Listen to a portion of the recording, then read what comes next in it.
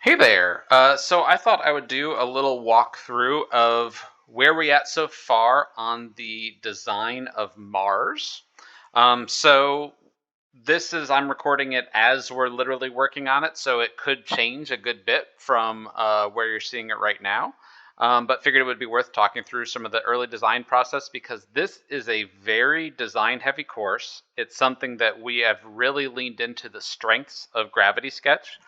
And it's something that I think that if we had done it a while back, I don't think our processes would have been solid enough to be able to conceive of something this sort of organic and it's a very architecturally complex thing to do. So let me actually kind of walk you back a little bit to where we start. So this is pretty much where we start out.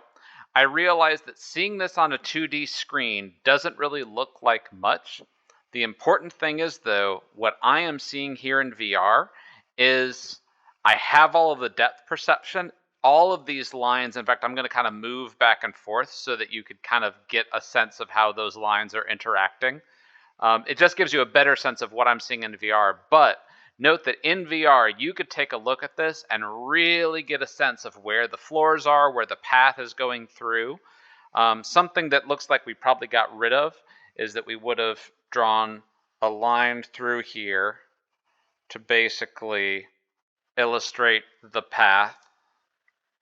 I'm kind of following where I know we've ended up.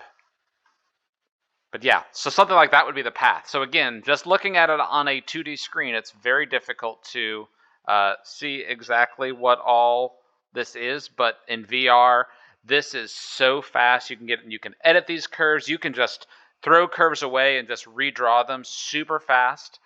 We found that it is absolutely critical to be able to get in here. In fact, I just noticed like, hey, there's a line that's missing. Let's just draw one in. It's really critical to be able to get in and just keep it really loose and not get precious about anything, because this changed quite a few times to get to this point and to decide where we were going to do stuff. The next step was basically taking that and doing sort of an architecture pass over the top of it. So this was all done with edge modeling. In fact, you can see here, is this one locked? It is. If I grab like the architecture level, you could see how I could basically just like edge model out a thing. We're also doing something that we don't normally do on this course, which is we're using some subdivision so that we're able to basically box model or edge model things in a very rough state and then create these very interesting shapes that kind of happen a bit organically.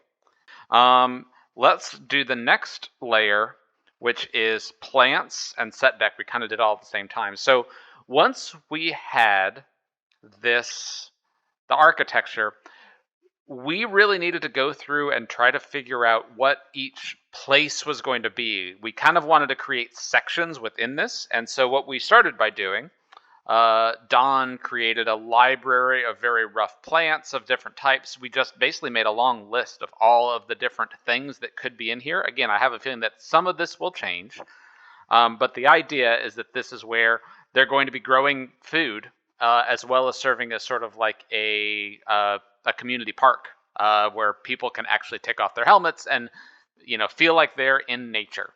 Was the idea. So we wanted this place to be very beautiful, inviting, but have this sort of mixed use of being a place that they can grow food, but also be just a very pleasant, the mental health of the astronauts.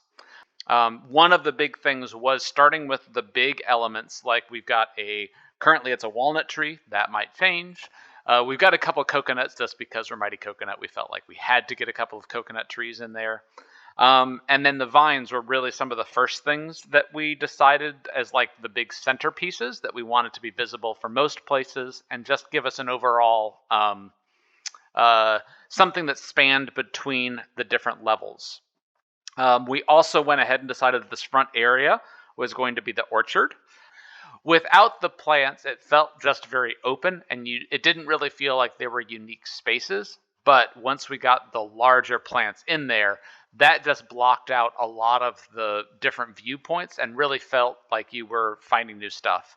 That was also one of the reasons that we wanted this level to go up, so that you start out down here and you're looking up, but you don't actually see most of what's up there until you get to each level. So this is one way to do an open level like this that still has those reveal moments as you go up, because you can always see back to where you were, but you can't really see what is up to where you're going. So it keeps some surprises going on there. I also forgot one of the other big things that was something from the very beginning of the design. We wanted this place to feel alive, and the greenery does a good job of that. However, we also wanted there to just be some more motion and animation. So we decided on this sort of robot worker idea, which became this central column that spans up and down. And we really did build around that with all of these, arms that will be redesigned later. But the general idea is that throughout the course, these will be moving, picking, watering, kind of doing all of the farm-related activities. Something that is, it's really large. It really sort of makes this whole space feel like it's being tended to and cared for, while also just giving us another nice unifying centerpiece between all of the different levels. So yeah, that is the early design stuff. The next big step, and we do this different times depending on it, but in this particular instance, I had whole sketches for everything. So this looks very messy, but I've taken all of the sketches for whole designs. Nothing is modeled at this point, but basically you just kind of start lining up where those sketches would be very, very loosely. And the really great thing about this is I am now at 100% scale, so I can actually see how big this feels. And also, very importantly, this gives me the ability to see what I'm looking at, to see how the hole might fit. All of these holes will be noodled on a little bit as they actually get built, both for gameplay purposes and also to fit within the environment.